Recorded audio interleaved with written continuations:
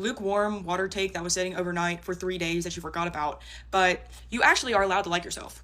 Okay, the point of self-improvement is not self-hate. The point of self-improvement is to improve the things about yourself that you don't like, not hate everything about yourself, right? So I struggle immensely with body like dysmorphia. I have no clue what I look like. I know that I don't, but it's also because I grew up very overweight and then lost a whole bunch of weight and then gained it all back, and it was just back and forth forever. I have no clue what I look like. But also, isn't it lovely that that's not the most important thing about me, nor do I need to know what I look like to live a fruitful life. I got the most chopped freaking haircut of my life last year, right? Not what I wanted.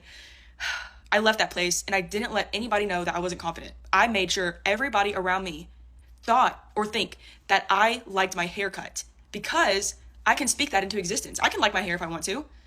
It's not what I wanted, but I can still like it. Just because I didn't get what I wanted doesn't mean I still can't like it. Do I have the genes that I want? Absolutely not. Absolutely not. I have a plethora of health and mental things that I got genetically. Don't even know my birth mom, bro. And I got it from her, not even knowing, just hearing stories about her. I'm like, dang, that's who I got that from. That doesn't mean I have to hate myself, though. I don't have to hate myself just because of half of who I am didn't want me. That doesn't mean that I don't have to want me. I'm allowed to want myself. I'm allowed to like myself. Do I like myself every day? Absolutely not. But do I love myself? Yeah, I do. Because I'm the one that showed up every single day for myself. I'm the one that didn't quit. I didn't quit. I didn't quit on myself. You didn't quit on yourself.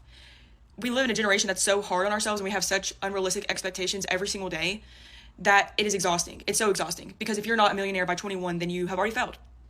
Even though realistically, my dad bought the home I grew up in for the same amount that I could afford to buy now. I could never afford a home now. But my dad could, whenever he was double my age.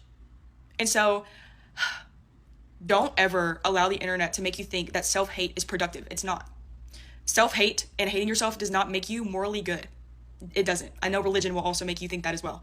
Hating yourself does not make you a morally superior being. It actually makes you just miserable.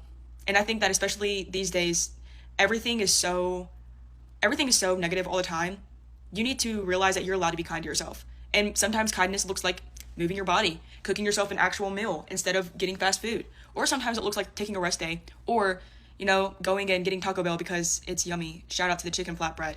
Okay? Sometimes it looks like sitting down and showing up for yourself in a hobby that you said you would. Or sometimes it looks like wearing the outfit that you want to wear just because you want to, because you're allowed to. There is no rule book for life. Okay? The only thing you pretty much got to do to be alive is be a productive, civilian of society, and then, try to be nice to everybody around you, try to make meaningful relationships. And the thing is it's hard to make relationships. It's really hard. People sit here and talk all the time about, people that don't have friends or the red flags. Are they though? Or are they just trying and they haven't found it yet? Why are we criticizing people that haven't figured it out yet? Why are we criticizing people? Why are we criticizing people, bro? We're all living for the first time. And so to me, whenever people criticize others heavily, it just exposes to me the fact that either they don't understand what it's like to not get it the first time, or they simply don't care enough about the human experience to understand that people need to try a few times before they get it right. You're allowed to like yourself.